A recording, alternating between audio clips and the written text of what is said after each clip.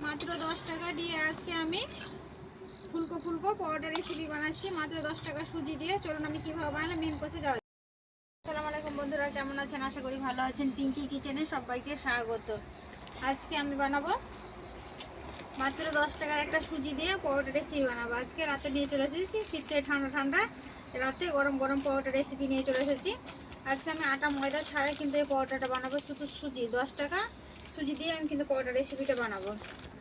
Skip না করে পুরো ভিডিওটা দেখবেন, দেখার জন্য অনুরোধ রইল আমি কীভাবে বানাচ্ছি, তাহলে পুরো স্টেপ বাই স্টেপ দেখতে পাবে। প্রথমে আমি উনুনটা জেলে নেবো।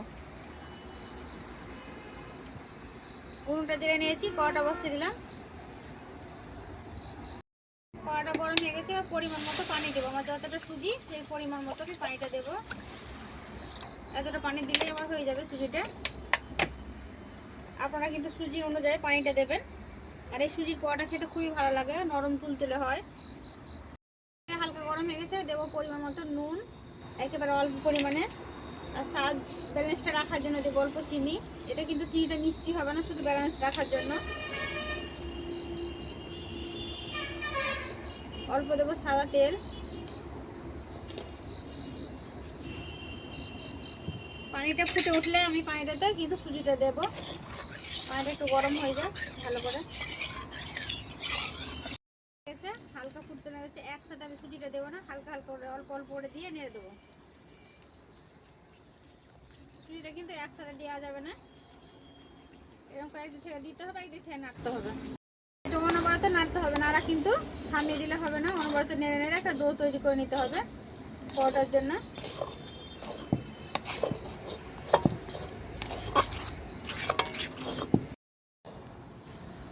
আজকে বানাবো সুজির পরোটা। সন্ধ্যে সন্ধ্যে শীতকালে আজকে সুজির পরোটা বানাবো। আটা ময়দা ছাড়া সুজির পরোটাটা আমি বানাবো। তার জন্য এখানে নুন আর গরম পানি, অল্প একটু সাদা তেল আর চিনি দিয়ে আমি এটা ডো তৈরি করে নিলাম।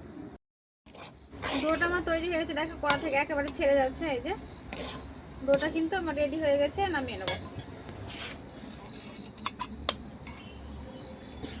এটা থালাতে নিয়ে নিলাম। এখানে কিন্তু আমি একটু গরম গরমই আছে, আমি ভালো করে মেখে নেবো। আর এইটাকে সুজিটাকে অল্প একটু হাতে এভাবে আমি একটু ময়দা নিয়ে, আপনারা কর্নফ্লাওয়ার নিতে পারেন, আবারও ময়দা নিতে পারেন, কিন্তু এর মধ্যে দিলে হবে না বেশি। অল্প অল্প হাতে নিয়ে, গরম যেহেতু তার জন্য একটু মাখিয়ে নিতে হবে ভালো করে। কিন্তু রেস্টের কোনো প্রয়োজন নাই, এখনই গরম গরম করে নেবো। কড়াইটা পরিষ্কার করে এনে উনুনের উপর চাপিয়ে দিয়েছি। একদিক থেকে বেলে নেবো।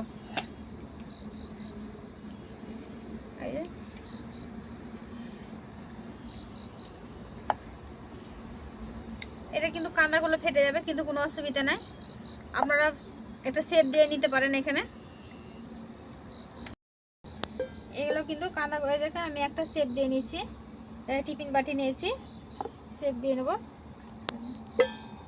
এরকম করে কেটে কেটে। এই যে কত সুন্দর করে আমি শেপ দিয়ে নিচ্ছি, কতগুলো বেলে নিচ্ছি। এটা কিন্তু না বেললেও হবে, না শেপ দিলেও। অল্প একটু ফেটেছে, এতে কোনো অসুবিধা নাই, তবে একটু সুন্দর লাগবে তার জন্য আমি বেলে নিলাম, এই কেটে নিলাম। এদিকে কড়াটা বসিয়ে দিয়েছি, কড়াটা গরম হয়ে গেছে। এক এক করে পরোটাগুলো ভেজে নেব।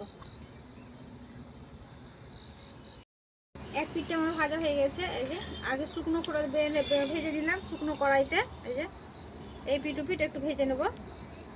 এই কড়াটা কিন্তু আমার বড় আছে, 2-3টা করে দিলে আমার কিন্তু ভাজা হয়ে যাবে। এরপরে আমি 2টো করে দিয়ে ভেজে নেব। এই দেখেন এই পিঠ পিঠ আমি একটু ভেজে নিলাম। তবে সাদা তেল দিয়ে ভেজে নেবো, আপনারা ঘিও ভাজতে পারেন,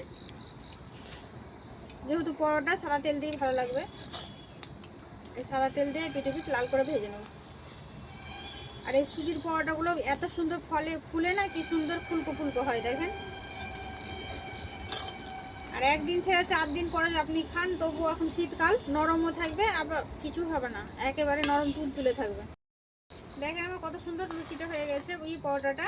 এই যে এভাবে তুলে নিলাম। এখানে আমি কিন্তু বড় কড়াই বলে তার জন্য আমি 2টো করে দিয়ে দিয়েছি। এখানে 2-3টা করে আমি এগুলো ভেজে নেব। সব পরোটাগুলো আমার ভাজা হয়ে গেছে, আর এই 2টো আছে, 2টো ভাজলেই হয়ে যাবে। আমি কিন্তু 2টো করে দিয়ে ভেজে নিলাম। এই যে কেউ যদি ইউটিউব থেকে দেখে থাকেন অবশ্যই সাবস্ক্রাইব করবেন আর পাশের বেল আইকনটিটা ক্লিক করে রাখবেন যাতে আমি ভিডিও ছাড়ার সাথে সাথে নোটিফিকেশানটা সবার প্রথম আপনাদের কাছে পৌঁছে যায়। আর কেউ ফেসবুক থেকে দেখে থাকলে বন্ধুরা একটা লাইক দিয়ে সাথে থাকবেন। এই দুটো দুটো করে আমি তাড়াতাড়ি করে ভেজে নিচ্ছি। অনেকগুলোই কিন্তু আমার 10 টাকা, মাত্র 10 টাকা সুজি দিয়ে কিন্তু কতগুলো দেখেন পরোটা রেসিপিগুলো হয়েছে। আর এইভাবে দিতে পারবো, খুব নরম তুলতুলে হয়। এটা চিকেন কষা দিয়ে খেতে পারবেন, ডিমের ভুজিয়ে দিয়ে খেতে পারবেন, যা দিয়ে খাবেন তার সাথে খাওয়া হবে। এগুলো ভেজে নেব। সব পরোটাগুলো ভাজা হয়ে গেছে, এবার উঠিয়ে নেব। দেখেন কতগুলো আমার পরোটা হয়ে গেছে। এবার আমি একটা খেয়ে দেখাবো কেমন হয়েছে। খেয়ে আমি দেখাচ্ছি কেমন হয়েছে। আর আমি ডিম ভাজা করেছিলাম, ডিম আর টমেটো দিয়ে ভাজা করেছিলাম, এটা দিয়ে আমি খেয়ে দেখাচ্ছি কেমন হয়েছে। আপনারা মাংস থাকলে মাংস দিয়ে খেতে পারেন, ভালো লাগবে চিকেন কষা দিয়ে। দেখেন কতটা নরম তুলতুলে হয়েছে একেবারে, যাদের দাঁত নেই তারাও খেতে পারবে। দেখেন কতটা ভাঁজটা দেখেন। এবার আমি একটু খেয়ে দেখাচ্ছি কেমন হয়েছে।